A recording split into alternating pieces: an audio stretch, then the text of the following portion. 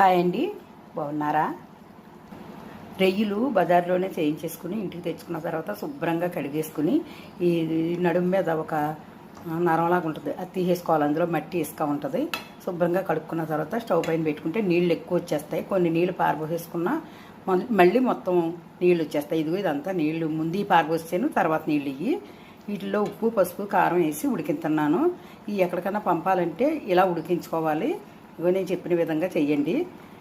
ముందు పెట్టిన నీళ్ళన్నీ పారబోసాను. ముందు వచ్చిన నీళ్ళు, తర్వాత వచ్చిన నీళ్ళు ఇవి పర్వాలేదు. వీటిల్లో ఉప్పు, పసుపు, కారం వేసి ఉడికిస్తున్నాను. తర్వాత గరం మసాలా, అల్లం వెల్లుల్లి పేస్ట్ వేస్తాను. బయట ఉన్నా కూడా 4 రోజులు ఉంటాయి, ఏం పాడవకుండా. ఇది గరం మసాలా పొడి.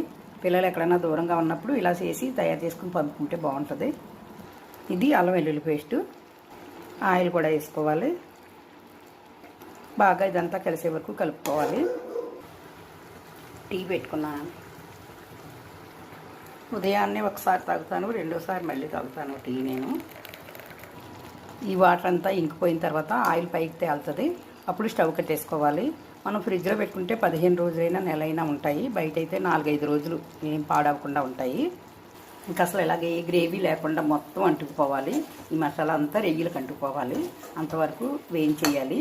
అప్పుడు మనం ఒక స్టీల్ది కానీ లేకపోతే ప్లాస్టిక్ది కానీ ఏదో ఒకటి బాక్స్లో పెట్టుకుని చుట్టూరు టేప్ అంటించేసామంటే మనకి పాడవకుండా, ఒలిగిపోకుండా వెళ్తాయి.